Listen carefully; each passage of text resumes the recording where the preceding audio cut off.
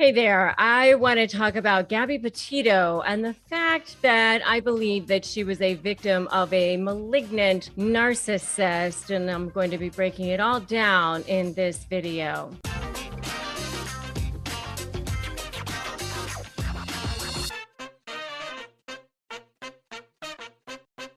Hi, I'm Rebecca Zung, and I am an attorney. I am a narcissist negotiation expert. And on this channel and in these videos, I talk about ways that you can shift the dynamic with narcissists. So I invite you to subscribe and hit that notification bell. So today I am talking about something that I don't necessarily enjoy talking about, and that's malignant narcissists. And malignant narcissists have an overlay of being a sociopath, and so they can tend to be violent, have threats of violence, and often can be dangerous. And I have seen it a lot in my practice, when I was practicing family law actively and saw them threaten.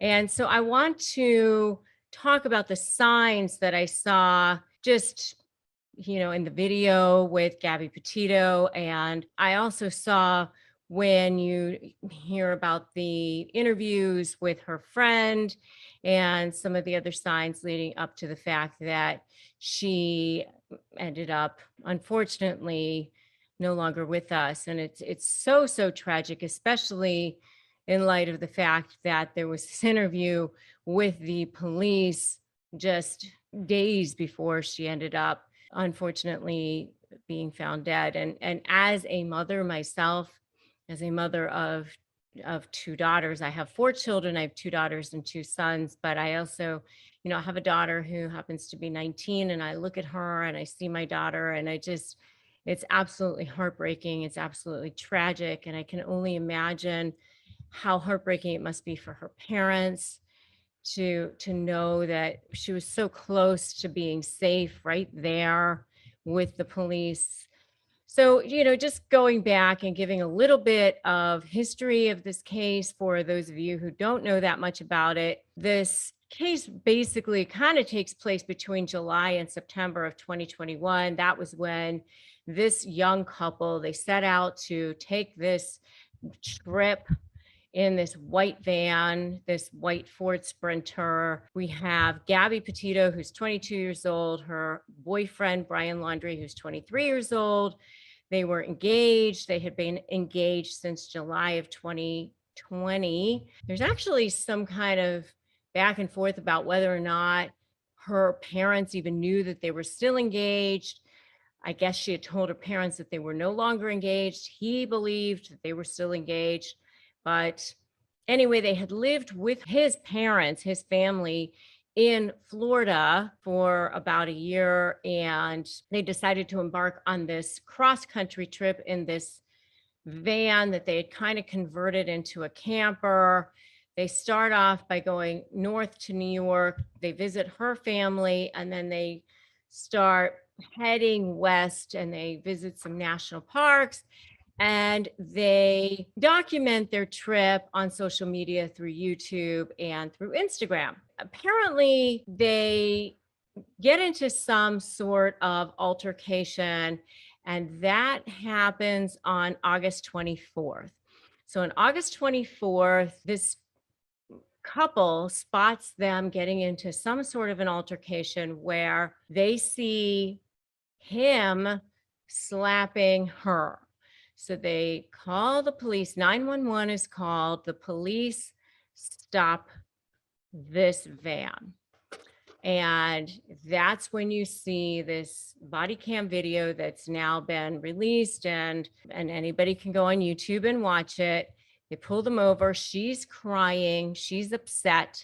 And there are all kinds of indications during that interaction that she's actually a victim of a narcissist. I mean, she gets out, she's crying, she immediately blames herself. I was the one, I was distracting him. You can see right away that she's blaming herself, and she's upset and she's crying. And to the policeman's credit, he's very calm with her, very kind, asks her to, sit in the police car, says, it's okay. You're not in trouble. You're fine. But you can see by her body language that she's afraid. She's actually terrified. Terrified. She's holding herself. She's making herself small. She's scared. And by contrast, Brian is outside, he's open, he's breezily having a conversation with the police and calm, cool, collected, and talking with the police officers and totally fine. And in fact, what I find very interesting is when the police officers said something about, oh, maybe you are really the victim of the domestic assault, what does he do? He actually smiles, this big, wide smile. And listen, if he were really a victim of domestic violence, would he really be smiling? Would he be so delighted? No, he would not. He would most certainly at least be neutral. He wouldn't be laughing. He wouldn't be smiling. I mean, so this is the look of a narcissist. And then, there's so many red flags in this situation, but that was certainly a huge red flag, a massive, huge red flag. The fact that she's blaming it all on herself, honestly, is a red flag to me. That is a huge red flag.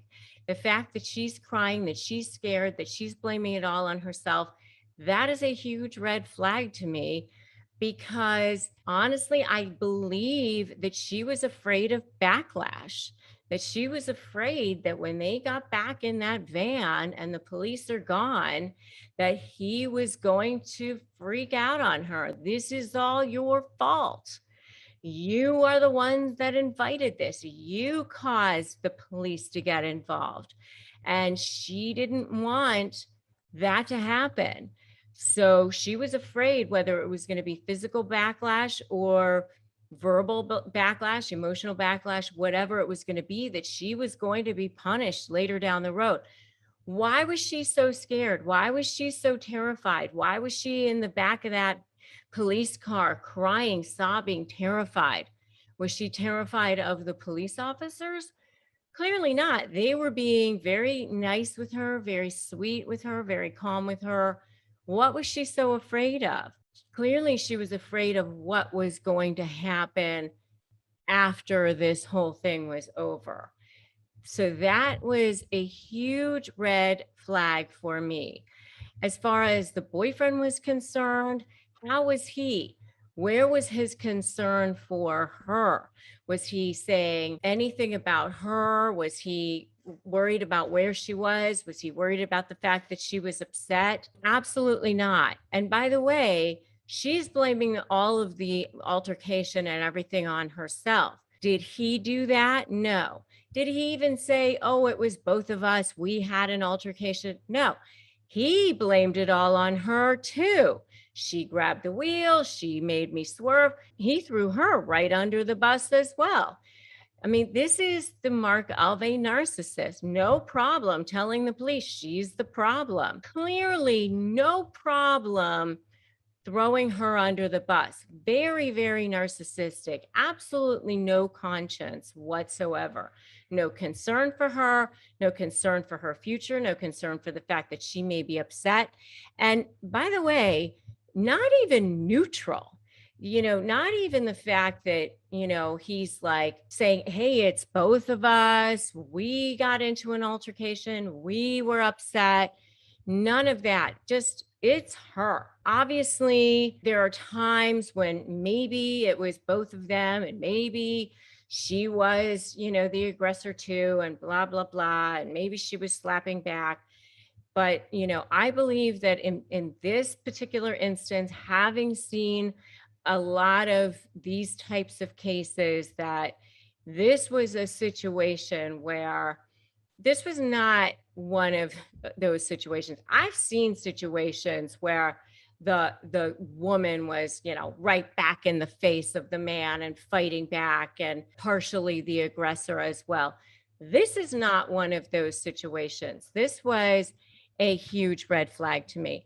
And here's another red flag to me. The fact that she was saying things like, I'm trying to start a blog and I'm blogging and he doesn't think that I can do it. He doesn't believe I can do any of it.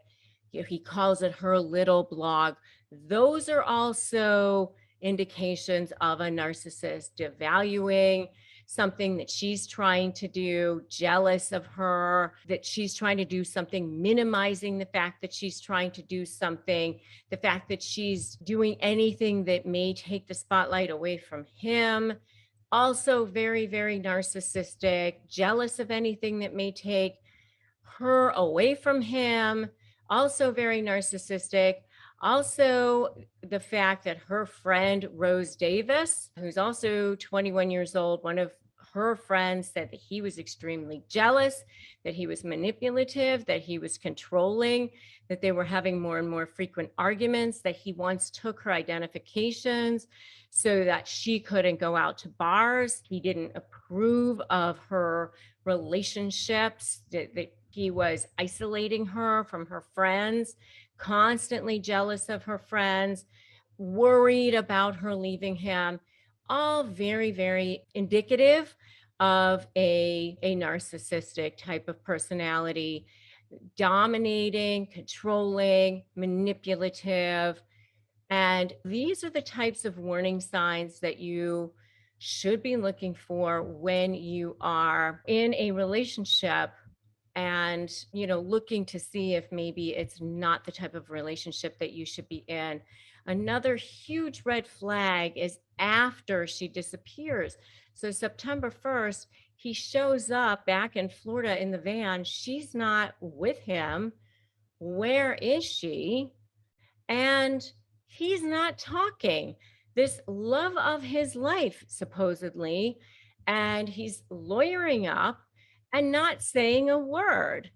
That's a huge red flag. Obviously, if he were concerned, oh my God, she disappeared, wouldn't he be going, hey, world, help me find her? Everybody, help me find her. She's missing. But he's not doing that. And now all of a sudden, he's gone too, by the way. Massive, huge red flag. And now, of course, the worst possible outcome, she's dead. So these are the types of red flags that everyone should be looking for when you are in these types of relationships. Very, very sad. Very, very sad. And especially because it was right there. She was right there with the police. And clearly something could have been done. I don't know. Obviously, the police had no grounds to hold her or no grounds to hold him at that time. But geez, too bad that nobody was able to pull her aside at that point and say, hey, this is not a healthy relationship for you. Maybe it's time that you get out of this relationship. So I feel like it's important for all of us who have a voice, who have a platform, to say, if you are in a relationship that is not safe, that is not serving you, to please call the domestic abuse hotline, to please go to your nearest shelter, that there is help for you out there. It is okay to go get that help. And I'm going to be making sure that I drop links below to the domestic abuse hotline. Go get the help that you need. Thank you very much. I'm Rebecca Zung, and I do ask that you subscribe to this channel if you want more tips and tricks on how to powerfully negotiate with narcissists. Thank you very much.